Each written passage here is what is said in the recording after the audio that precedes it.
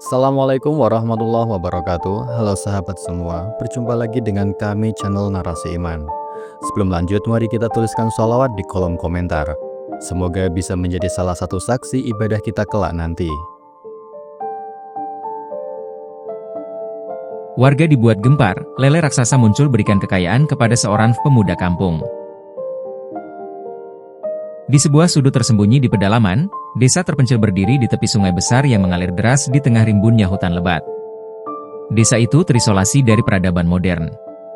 Kehidupan di sana berlangsung sederhana, tetapi bagi Edi dan Hartati, kesederhanaan berubah menjadi beban yang begitu berat. Pasangan suami istri ini tinggal di sebuah gubuk reot yang berdiri miring di atas tanah lembab. Dindingnya terbuat dari anyaman bambu yang sudah berlubang, dan atapnya hampir tidak bisa menahan air saat hujan turun deras. Edi, seorang pria kurus dengan wajah yang selalu tampak letih, setiap hari memulai harinya dengan langkah berat. Ia berangkat ke pasar kecil yang terletak sekitar 2 km dari rumah mereka, berjalan kaki melalui jalan setapak yang licin dan berlumpur. Di pasar, ia tidak datang untuk membeli barang atau menjual sesuatu seperti warga lain, tetapi untuk mencari sisa-sisa sayuran yang sudah tidak dijual oleh pedagang. Sebuah kegiatan yang membuatnya sering dicurigai. Edi sering mendapatkan tatapan curiga dari para pedagang yang melihatnya mondar-mandir di sekitar lapak mereka. Di pasar itu, orang-orang sudah mengenalnya sebagai lelaki miskin yang tidak mampu membeli apapun. Beberapa pedagang memandangnya dengan iba, tapi lebih banyak yang menganggap kehadirannya mengganggu. Suara bisikan dan cemoohan seringkali terdengar di telinganya, membuatnya merasa seperti tidak diinginkan. Di rumah, Hartati, istrinya, selalu menunggunya dengan hati penuh harap. Hartati adalah wanita tabah dengan tubuh kecil dan wajah yang mulai menampakkan kelelahan hidup. Meski hidup mereka keras, ia berusaha agar rumah kecil mereka tetap terasa hangat. Setiap kali Edi pulang membawa hasil temuannya, Hartati selalu menyambutnya dengan senyum, meskipun apa yang dibawa Edi seringkali jauh dari cukup. Hartati akan segera membersihkan sayuran yang dibawa Edi, mengolahnya menjadi makanan seadanya. Di atas tungku kayu sederhana, ia merebus kangkung layu atau menggoreng potongan kecil labu yang sudah mulai membusuk. Meskipun rasanya hambar dan porsinya sedikit, Hartati selalu memastikan Edi mendapatkan bagian lebih banyak. Baginya, melihat suaminya makan adalah bentuk cinta yang tidak ternilai. Namun, kesulitan hidup mereka tidak hanya soal makanan. Hutang yang menumpuk menjadi bayang-bayang gelap yang terus menghantui. Mereka berhutang pada beberapa warga desa yang terkenal keras menagih. Setiap minggu, rentenir datang ke rumah mereka dengan suara pintu yang dipukul keras, menuntut uang yang tidak pernah bisa mereka bayarkan tepat waktu. Edi selalu berusaha menenangkan situasi dengan janji-janji kosong, sementara Hartati bersembunyi di sudut rumah dengan wajah penuh ketakutan. Tidak ada pekerjaan tetap di desa kecil itu yang bisa membantu mereka keluar dari kemiskinan. Sawah-sawah dikuasai oleh keluarga-keluarga kaya yang hanya mempekerjakan orang-orang tertentu. Pekerjaan kasar seperti kuli angkut juga diisi oleh orang-orang muda yang lebih kuat dari Edi. Setiap hari terasa seperti perjuangan tanpa akhir bagi pasangan ini. Mereka sering menjadi bahan pembicaraan warga desa. Saat Edi berjalan melintasi jalan setapak atau saat Hartati pergi ke sumur untuk mengambil air, bisik-bisik penuh hinaan selalu mengikuti mereka. Lihat mereka, hidup dari sisa-sisa orang lain, seseorang pernah berkata dengan nada sinis. Suaminya cuma bisa mencuri sayur, istrinya tidak berguna, ditambah yang lain. Meskipun mereka mendengar semua itu, Edi dan Hartati memilih diam. Tidak ada gunanya melawan atau membela diri. Mereka tahu apapun yang mereka katakan tidak akan mengubah pandangan orang-orang. Di balik hinaan dan kesulitan, mereka hanya memiliki satu sama lain. Bagi Edi, melihat senyum Hartati adalah alasan untuk terus bertahan. Bagi Hartati, keberadaan Edi adalah penghiburan di tengah penderitaan. Namun, dalam hati Edi, ia terus merasa bersalah. Ia merasa gagal sebagai suami. Tidak bisa memberikan kehidupan yang layak untuk Hartati membuatnya gelisah setiap malam. Saat mereka berdua duduk di depan gubuk, memandang bintang-bintang di langit yang gelap, Edi sering mengungkapkan rasa frustrasinya. Hartati selalu berusaha menenangkannya, mengingatkan bahwa cinta mereka adalah kekuatan terbesar yang mereka miliki. Hidup terus berjalan dengan lambat di desa kecil itu, membawa Edi dan Hartati melalui hari-hari yang penuh perjuangan. Meskipun harapan tampak jauh, mereka tetap berpegang pada keyakinan bahwa suatu saat, kehidupan mereka akan berubah. Mereka tidak tahu bagaimana atau kapan, tetapi di tengah semua kesulitan, mereka masih percaya bahwa cinta dan keteguhan hati akan membawa mereka melewati badai. Sejak hari itu, desa itu berubah. warga mulai hidup lebih sederhana dan saling membantu. Mereka tidak lagi memandang Edi dan Hartati dengan iri, melainkan dengan rasa hormat. Dan bagi Edi dan Hartati, meskipun mereka tetap hidup sederhana, mereka merasa bahwa hidup mereka telah menjadi lebih bermakna. Ketenangan akhirnya kembali ke desa di tepi sungai besar itu, ketika Edi dan Hartati memutuskan untuk membangun rumah sederhana di sudut desa setelah keberhasilan usaha mereka. Warga desa memandang mereka dengan mata penuh curiga.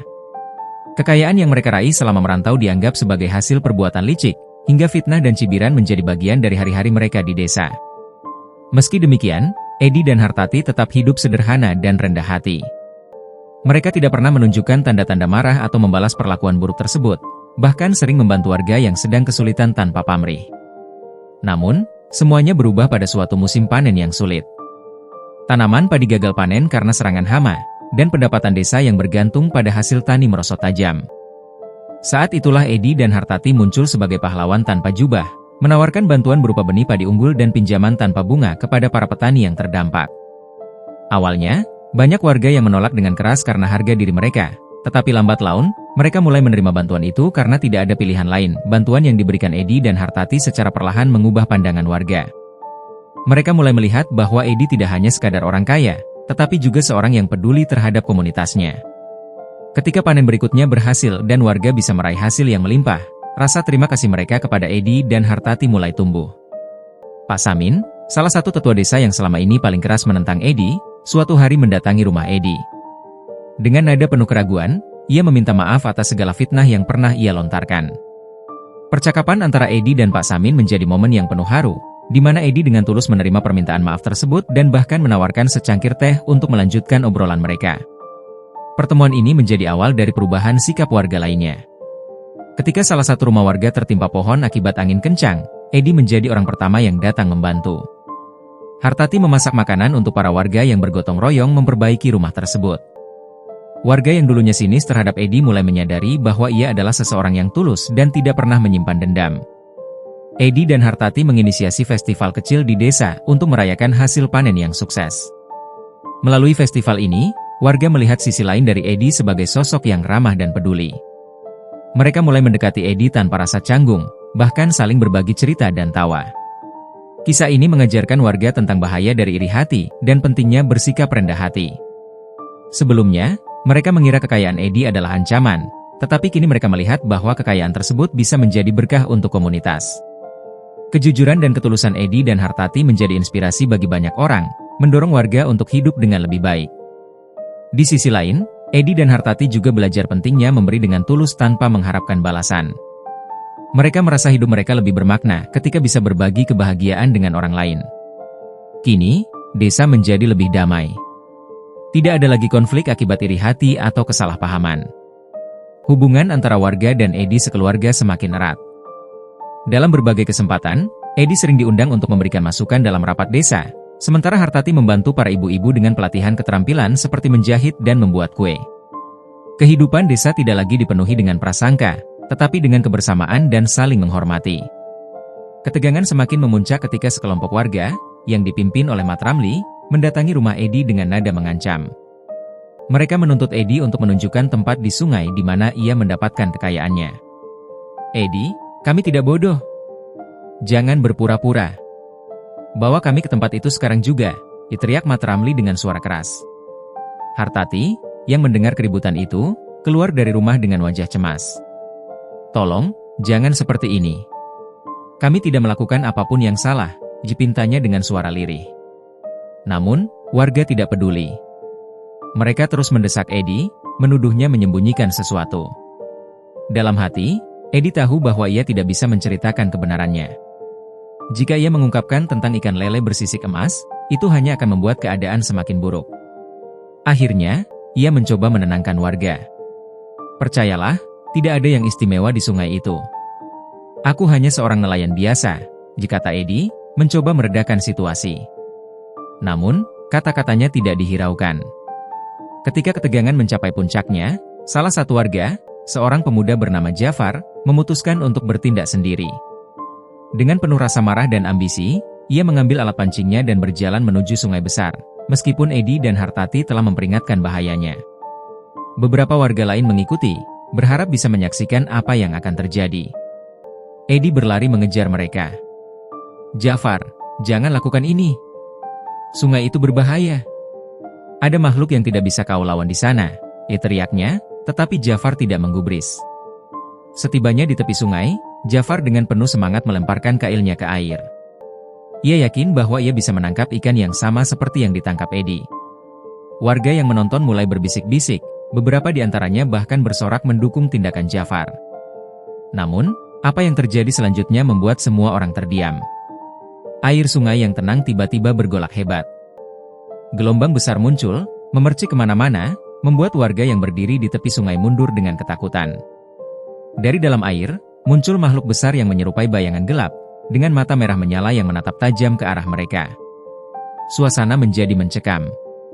Beberapa warga mulai berteriak dan berlari menjauh, tetapi Jafar tetap berdiri di tempatnya, tubuhnya gemetar. Makhluk itu mengeluarkan suara gemuruh, seolah mengungkapkan amarahnya karena ketenangannya telah diganggu. Eddie, yang berdiri tidak jauh, tahu bahwa ia harus melakukan sesuatu. Dengan hati-hati, ia melangkah mendekati tepi sungai, meskipun tubuhnya diliputi rasa takut. Ia berlutut di tanah, menatap ke arah sungai, lalu memanggil dengan suara yang bergetar. "Makhluk sungai, tolong dengarkan aku. Aku memohon maaf atas tindakan warga desa ini.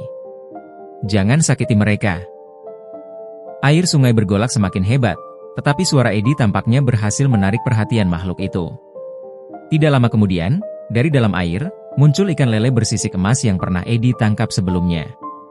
Ikan itu berenang mendekat ke tepi sungai, lalu menatap Eddie dengan mata yang penuh wibawa. "Manusia," kata ikan itu dengan suara dalam yang terdengar hingga ke seluruh desa, "jika keserakahan kalian telah mengganggu kedamaian sungai ini. Aku telah memberikan peringatan sebelumnya kepada Eddie, tetapi kalian tidak mendengarkannya. Karena itu, hukuman harus dijatuhkan." Warga yang masih berada di sekitar sungai terdiam dalam ketakutan. Beberapa dari mereka berlutut, memohon ampun, sementara yang lain hanya bisa menangis. Air sungai mulai meluap, mengancam akan menghancurkan desa. Eddie berlutut lebih dalam, air mata mengalir di wajahnya. "Aku memohon ampunanmu. Jangan hukum seluruh desa karena kesalahan beberapa orang. Berilah kami kesempatan untuk memperbaiki diri. Aku akan memastikan bahwa keserakahan seperti ini tidak akan terulang lagi." Ikan lele itu menatap Eddie selama beberapa saat, lalu perlahan berkata, "Ya, aku menghargai keberanian dan ketulusanmu, Eddie.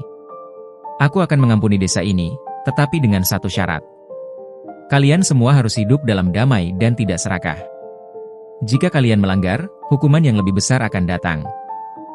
Setelah berkata demikian, ikan itu menyelam kembali ke dalam air, dan sungai perlahan kembali tenang.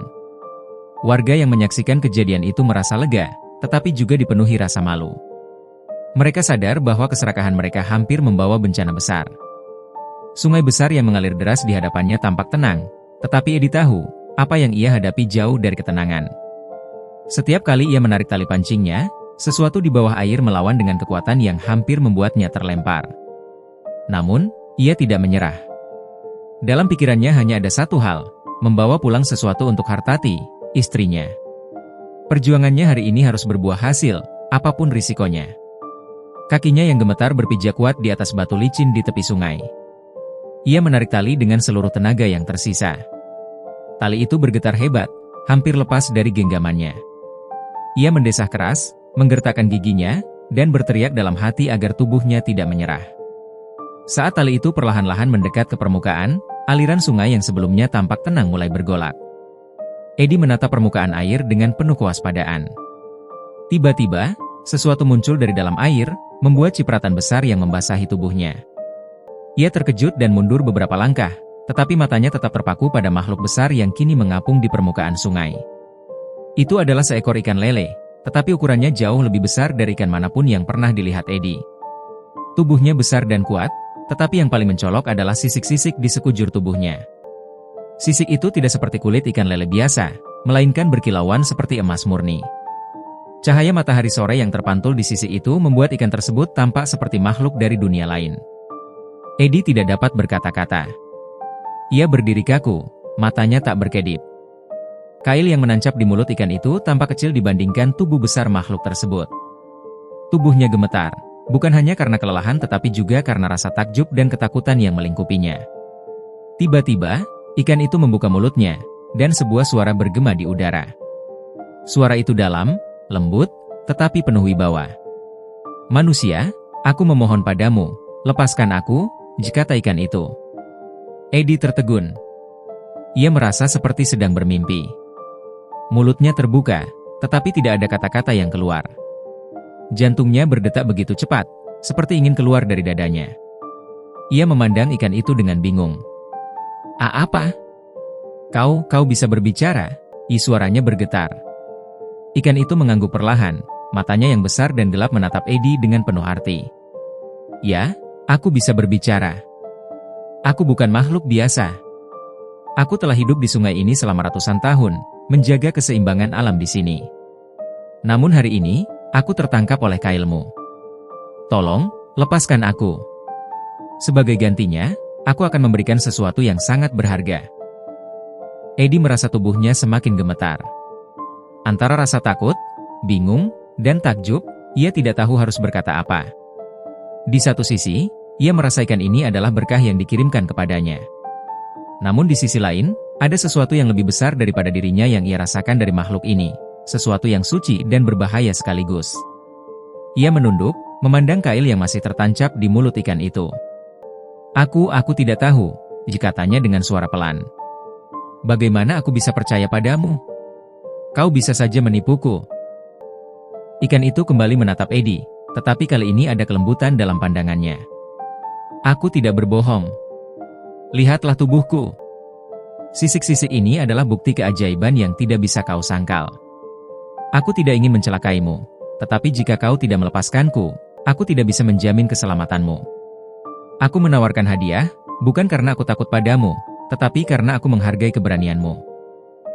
Kata-kata itu membuat Eddie terdiam. Ia memikirkan Hartati di rumah, wajah istrinya yang penuh harap setiap kali ia kembali dari sungai atau pasar. Ia memikirkan hari-hari tanpa makanan, hinaan dari warga desa, dan rasa putus asa yang terus menghantuinya. Namun, ia juga merasakan sesuatu yang berbeda dari makhluk ini, sesuatu yang membuatnya ingin mempercayai kata-katanya. Dengan tangan gemetar, Eddie akhirnya memutuskan. "Baiklah," katanya lirih. "Aku akan melepasmu. Tapi kau harus memenuhi janjimu." Ikan itu mengangguk perlahan. "Kau telah membuat keputusan yang bijak. Aku akan memberimu sesuatu yang tidak hanya berharga, tetapi juga penuh tanggung jawab." Eddie dengan hati-hati melepaskan kail dari mulut ikan itu. Begitu bebas, ikan tersebut menggerakkan tubuhnya perlahan. Sisik-sisik emasnya berkilauan dengan cahaya yang lebih terang dari sebelumnya, hampir membuat Eddie harus menutup matanya. Saat ikan itu bergerak kembali ke sungai, sesuatu jatuh dari tubuhnya dan mendarat di tanah basah di tepi sungai. Eddie menatap benda itu dengan mata terbelalak. Itu adalah sebuah sisik besar, sebesar telapak tangannya, yang bersinar terang seperti emas murni. Cahaya dari sisik itu memantulkan warna-warna indah yang menari di udara, menciptakan suasana yang hampir magis. Ikan itu berbicara sekali lagi. "Ambillah sisik itu. Gunakan dengan bijak. Ingatlah, hadiah ini hanya akan membawa kebahagiaan jika hatimu tetap jujur dan rendah hati. Jika kau menyalahgunakannya, kutukanku akan menimpamu." Setelah berkata demikian, ikan itu perlahan menyelam kembali ke dalam air, menghilang di bawah aliran sungai yang deras. Eddie berdiri di sana, terdiam, memegang sisik emas itu di tangannya.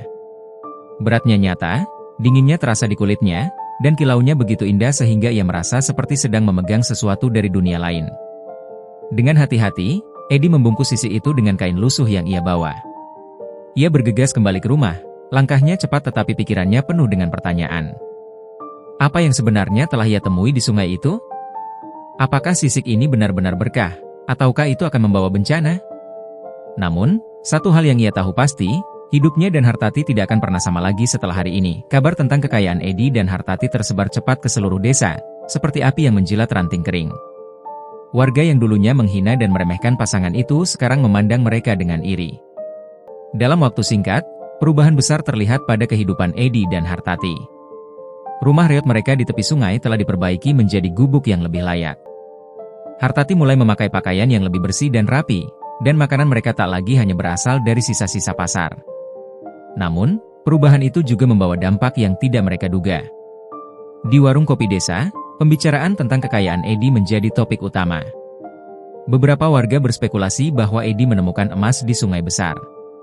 Namun, tidak sedikit pula yang menyebarkan rumor bahwa Edi bersekutu dengan makhluk gaib untuk mendapatkan hartanya. Bisik-bisik penuh kecurigaan semakin keras terdengar. "Kau dengar? Edi tiba-tiba kaya. Aku yakin dia melakukan sesuatu yang tidak wajar," ujar salah satu warga, Mat Ramli, sambil menyeruput kopi panasnya. "Aku juga dengar. Mungkin dia membuat perjanjian dengan makhluk sungai. Kau tahu kan, sungai itu memang terkenal angker," sahut warga lain. Di rumah, Edi dan Hartati mulai merasakan dampak dari rumor tersebut.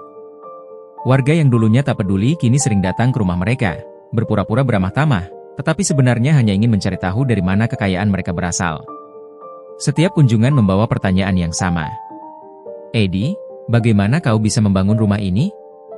Dari mana kau mendapatkan uangnya?" ditanya seorang ibu parubaya dengan nada penuh rasa ingin tahu. Edi selalu memberikan jawaban yang sama. "Saya hanya beruntung, Bu.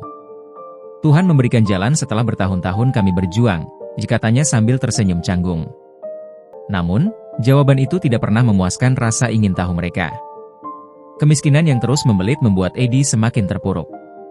Setiap pagi, ia berusaha keras mencari sisa-sisa sayuran di pasar untuk dibawa pulang, tetapi hasilnya tidak pernah cukup untuk mengisi perutnya dan Hartati, istrinya. Hinaan dari warga desa semakin menambah luka di hatinya. Edi merasa dirinya tidak lebih dari beban bagi istrinya, dan perasaan itu membuat ia terjaga setiap malam, memikirkan bagaimana caranya untuk keluar dari lingkaran kemiskinan yang tak berujung. Di tengah malam yang sunyi, ketika Hartati sudah tertidur lelap, Edi duduk di depan rumah mereka yang reot.